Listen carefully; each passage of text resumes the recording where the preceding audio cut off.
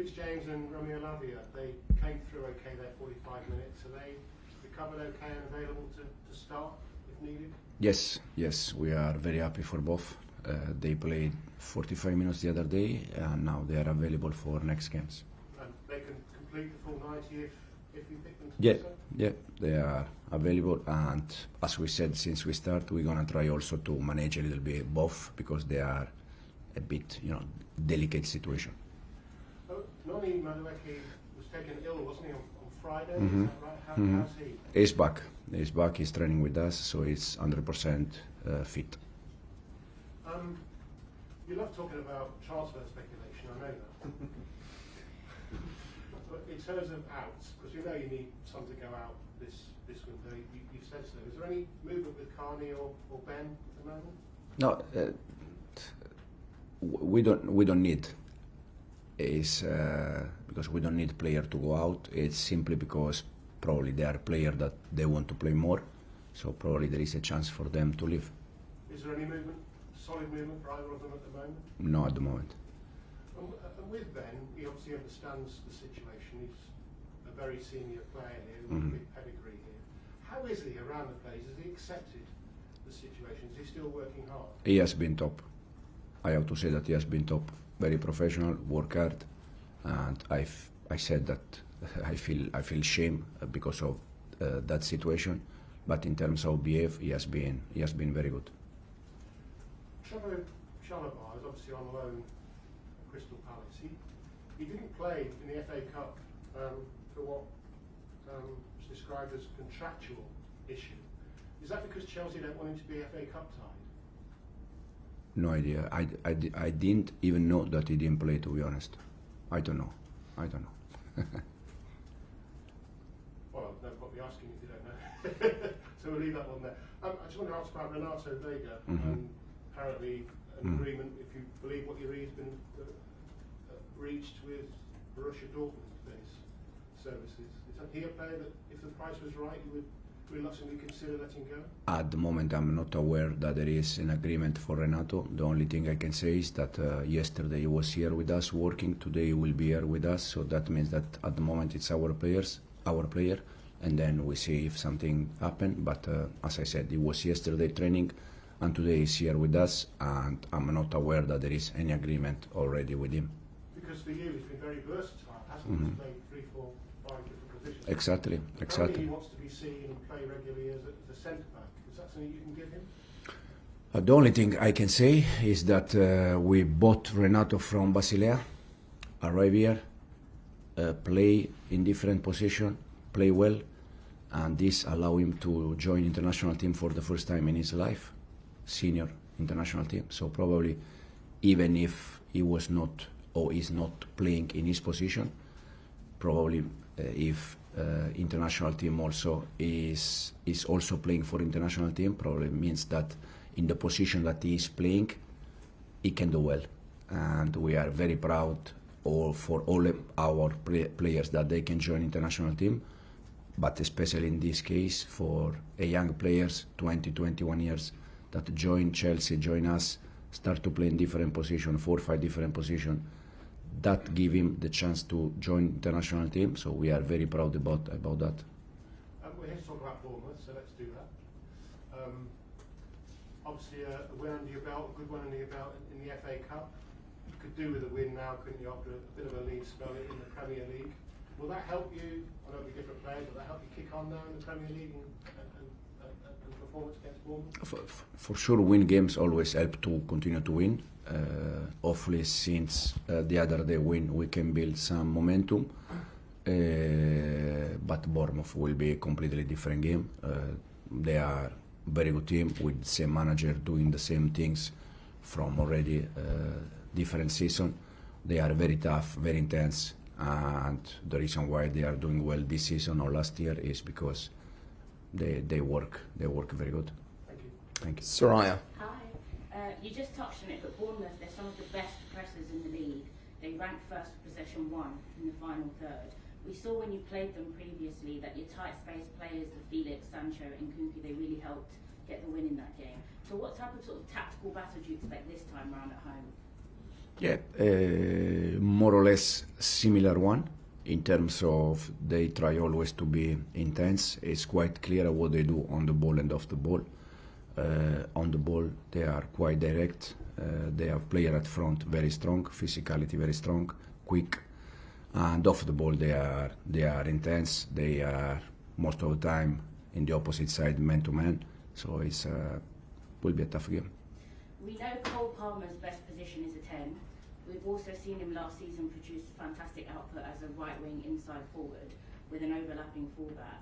You already mentioned, Nkunku, Cole, Felix, they're very similar, and getting that balance is hard. But is it ever a possibility to see Cole back out wide, or is that something you're not interested in?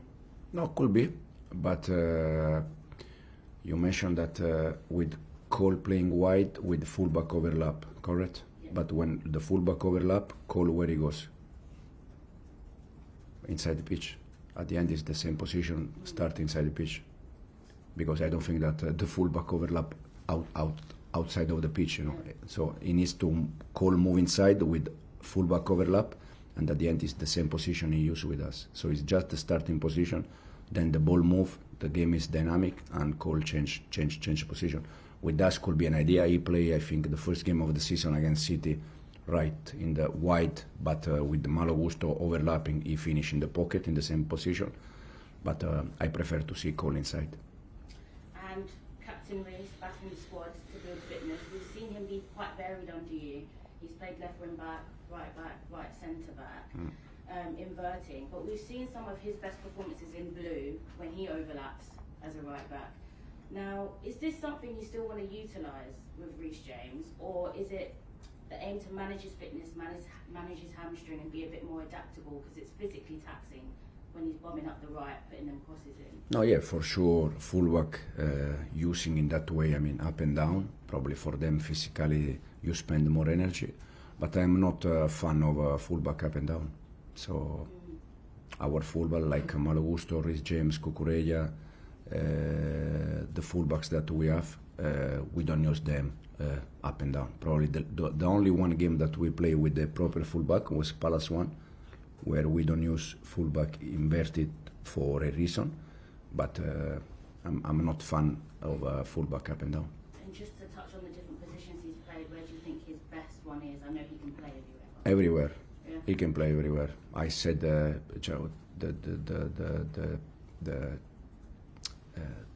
he asked me about Renato playing in 4 or 5 different positions. Reece James doing the same, Cucu doing the same, most of the players doing the same. I said since we started, if you remember, that for me, talk about position. For me, it's not today football. You have to be a football player, and you can play in different positions. But just to I'm fullback, I'm central defender, I'm midfielder. For me, it's not really. For me now they are all football players, and you can teach them to play in different positions. Thank you. John Southall. Hi. Just going back to Renato Veiga, have you spoken to him, or will you sit down and speak to him about what he wants, where his head is at, and try and persuade him to stay at the club? Yeah, I had a chat with Renato, and I said him exactly the same thing that I just said to you in terms of playing in the position that he is playing with us, that give him the chance to join international team, and also probably give him the chance to be to get speculation around him. So that means that clubs probably are looking for him, and clubs are looking for players that they are doing well. Not they are doing bad. Players that they are doing well with the club, they are doing well with the international team. And as I said, for me, if there is a player that just want to play in one position, they're gonna struggle. They have to adapt. They have to play in different positions. They have to learn to play in different positions, because it's a good thing for the team and for the club. And how did he take that? Because I presume he also wants to play regularly as well, doesn't he? Yeah, but I said many times I also want long hair. But we have more than 20 players, 25 players, and they all want to play, but it's not possible. And on that front, obviously you haven't got a European football till March, so is keeping everybody happy becoming more of an issue? If we can, yes, but knowing that it's impossible, because the ones that they are not playing, they are not going to be happy. So our target is just to try to, first of all, to do the best for the club and for the team. That means try to win games.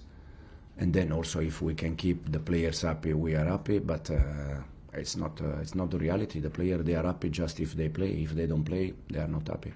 And is that why you might have to move some out in January, because players aren't really happy, are they, if they're not playing? No, yeah, but if you want to move all the players that they are not happy, we stay here with 12 players. So it's not.